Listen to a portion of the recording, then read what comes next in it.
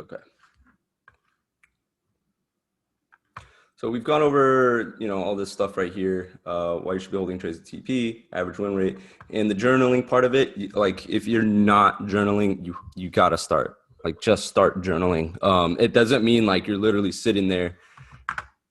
It doesn't mean you're sitting there and like, journaling about. I mean, you can journal about your day and shit, but it really means like, okay, here's a screenshot of the trade before. Here's why I entered the trade.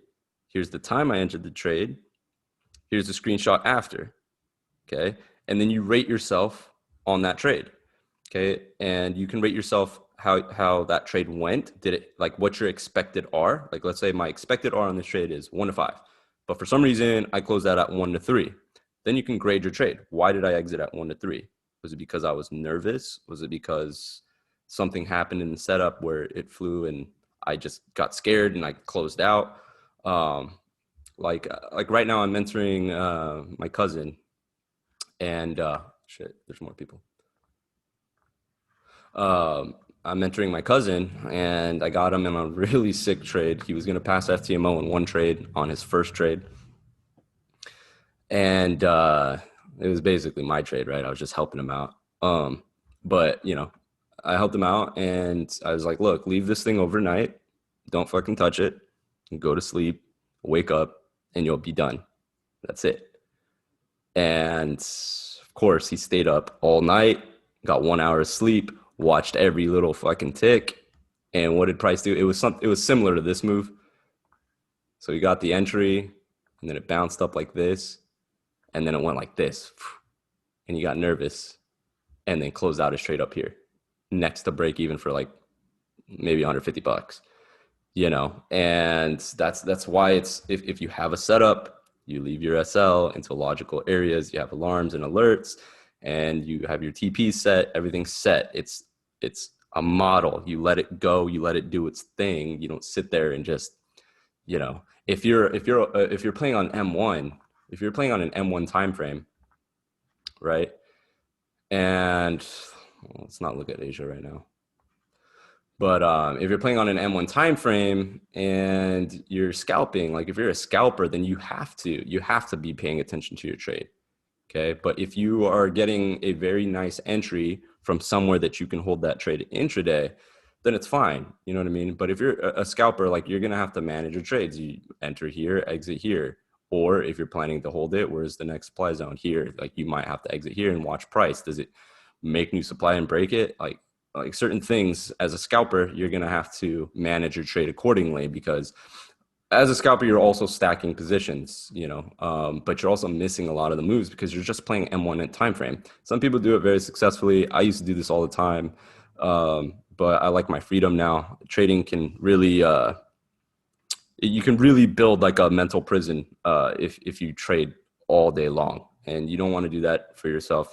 There's a life out there that you can go enjoy, and you don't need to be taking so many fucking setups. Okay. Trust me, you don't want to be doing that. I know how it is though. I know a lot of you aren't going to listen to me, and you're going to learn this shit, and you're going to just try to play this fucking market all day long because it's fun. I know, I get it. But don't make it like an addiction or like something like gambling, because eventually, once you start getting very heavily involved in the 1 minute time frame, because it moves faster and you can catch a lot of trades on it, you can start getting overconfident, you can start over trading, and you can really get and develop an addiction, and not a healthy one. So don't do that. Just make sure that you treat this as a business, because that's what it is. What I do recommend, since some of you guys are new here that don't really have experience, is that practice holding your trades to TP, but also try being profitable at the end of the day, right? And this is kind of, what do I call it? Hypocritical, or I don't think that's a word, but you get what I mean. But if you're a new trader, the best thing you can do is just try to end up green at the end of the day. I don't care if it's $1. I don't care if it's 50 cents. I don't care if it's $5. I don't care if it's $100. Just end the day in profit, and then end the next day in profit, and then end the next day in profit. until you've developed the confidence, and then you can start really like diving in and holding trades. But I think most of you here are at the level of where you don't need to do that anymore. You have certain quirks in your trades, like hitting break even all the time, not holding the TP. These are simple fixes. To be honest, a lot of your trading issues are very simple to fix. They're not like extremely complicated. Okay. And in the 4D Mash class, like it's not only going to fix a lot of your issues and your problems, it's going to give you certain models and shit that you actually know what to look for. Like you can go to a chart and say like, hey, I know exactly what I need to do today. I know exactly the setup that I'm going to trade today. I know why I'm taking the trade, right? I see people I literally see people that, they're Instagram traders, but they'll just do the basic Quasimodo pattern, right? And then they'll enter this, and let's say like 1 out of 15 times they'll get it right, because this pattern, even though it's a popular pattern, is all over the fucking charts. You can find this anywhere in the charts, but this pattern fails a lot too. Okay, there's confluences and things that you need to look for in this pattern, with this pattern, like for entry. Okay, but you'll see Instagram traders take this pattern, they'll get a sniper entry here, right? They'll get a sniper entry, and then they'll let it ride on like a 0.01 lot because they freaked out and closed their position at the high up here. And, it grabs eyes, but that's not what this is about. We're not trying to just be flashy. Like it's about being consistent, following a model, and following your rules. Like in my book, like I was telling you guys in the chapter, follow the fucking rules. Do you guys remember being in grade school? And I don't know, at least in the US, every school does this test where they give you a list of directions, right? And you have to complete all the directions, and then at the end of it, you pass or fail, right? But it says, and the test is called following directions. And the first line of the test, it has instructions, and it says, read all the questions first, then do the test, right? But everybody goes through and they like draw on their paper, they flip it upside down, they fold it, yada, yada, yada. But the first thing was follow the rules, which was read through the entire thing. And by the time they got to the last question, it would say, okay, now just sit quietly and cross your arms or whatever. Type a yes in the chat if you guys had that test before.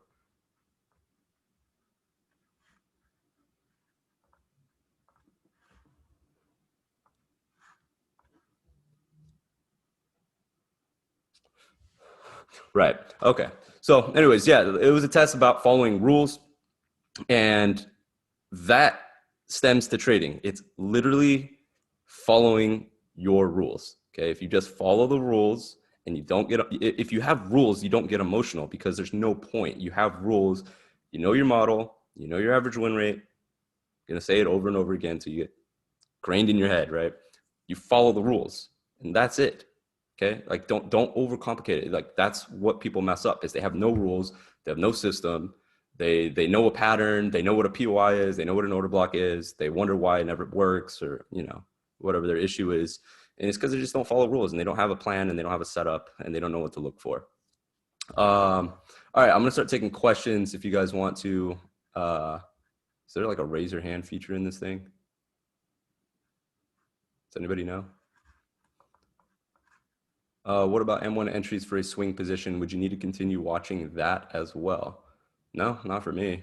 If it's a swing position, there's a reason why, right? Like if it's a swing position, I'm catching literally the bottom on the higher time frame.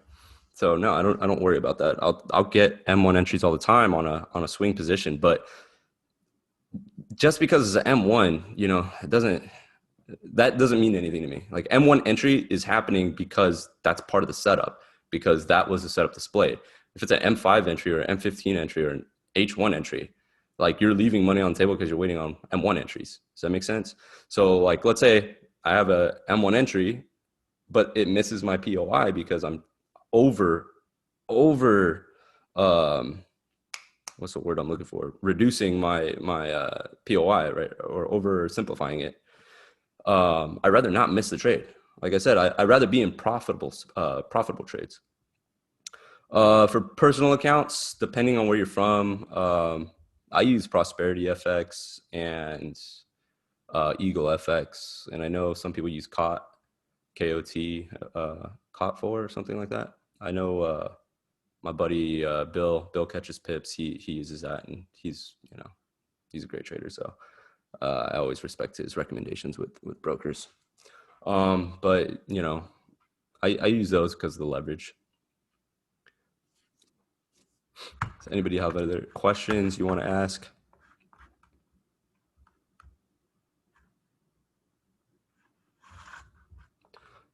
Okay, I'll wait for any questions. Tomorrow, we're going to go over the weekly, daily intracycles, liquidity, and volume. That's going to be with me and Ivan. I'll probably do the same time tomorrow, 8:30, and then Ivan will do the London session. London session tomorrow with you guys for everybody who's waking up way too fucking early today. Sorry about that. But so yeah, tomorrow is going to be interesting. You guys are going to get into core content. I just want to get you guys psychologically prepared because there's no point in knowing this. There's no point in knowing any of this stuff. And there's a lot more that we're going to go over. I just didn't write it down because in case, I don't know, somebody wants to be an asshole and leak this. I don't want everything on here of what we're doing. But yeah, tomorrow, this is going to be interesting. But yeah, like I said, there's no point in knowing this if you don't even know how to manage a trade. Like, what's the point of getting a huge R trade with a tight SL if you can't even hold the trade? You might as well have just, done break and retest or some shit.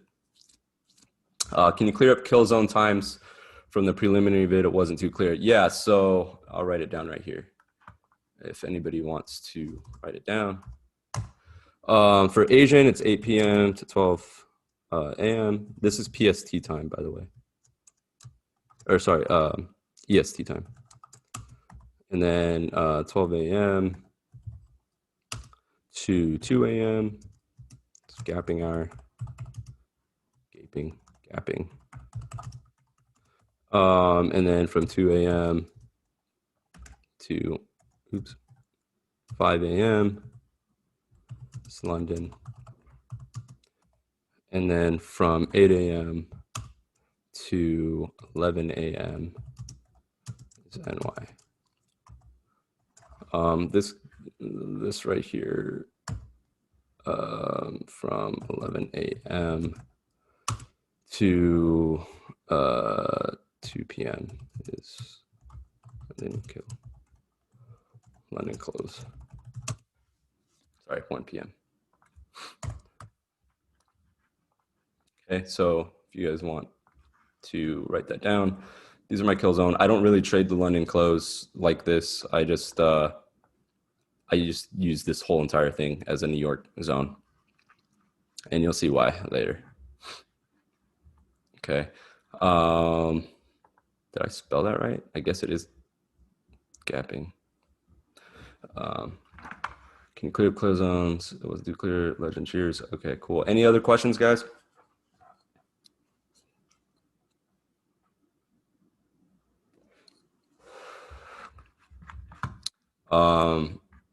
Ivan, do you want to say anything? I think he's muted. Hi, Dash. How you doing? How you doing? It's 5 a.m. here, man. I think it's 5 a.m. 5 a.m. Anyway, how you doing, y'all? You're good?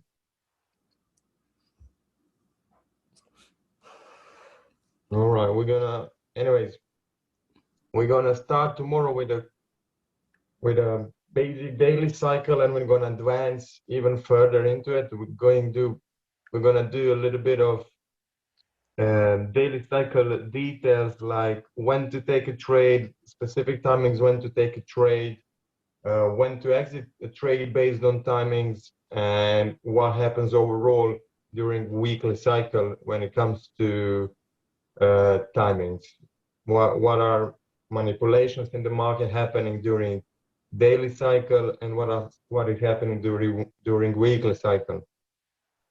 Anyways, I'm gonna do that tomorrow, and if you can make it around 4 a.m., we'll just do Europe session, so you just DM me, because some of you already DM'd me. But if you can make it, we'll do it an extra day on like 12 or 8 p.m. UK time. Okay? Right on. And I'll probably try to be on with Ivan during the London session too, after the 8:30 webinar. So tomorrow at 8:30, I'll do a webinar with you guys, and then Ivan will do London. Yeah. And then I'll try to be on with Ivan because that'll be like 2 a.m. for me, 3 a.m. for me. And I trade New York, so I want to be doing that. But I'll also, if I'm not on for that, I'll do like a recap of the 8:30 session at the like probably an hour before New York opens, so that we can go over that stuff. And then tomorrow, you guys also get the PDFs, which will cover the whole weekly cycle thing. So, yeah. All right. If there's any last minute questions before I close the webinar, let me know. And yeah, you can take both sessions if you want. That's what you guys paid for. So no, you can just if you can do it online, that's fine. You can print it, scan it back if you want, or you can sign it online or something. Maybe I know I use DocuSign a lot, so or DocSign. If you find that works really well, you just upload the PDF to that, and then it'll let you create a signature and all that. Yeah, it's EST. Cool. Make sure I didn't lose any questions. Cool. Yeah, I think that's everything. I know some of you are tired. You guys can get some sleep. And see you guys tomorrow. And it's gonna be a long webinar. So, and I'll get this whole Zoom thing sorted out so that we don't have to like record so many times. Cool. All right. Good night, guys. Get ready for See you that. guys. So thank you. No worries.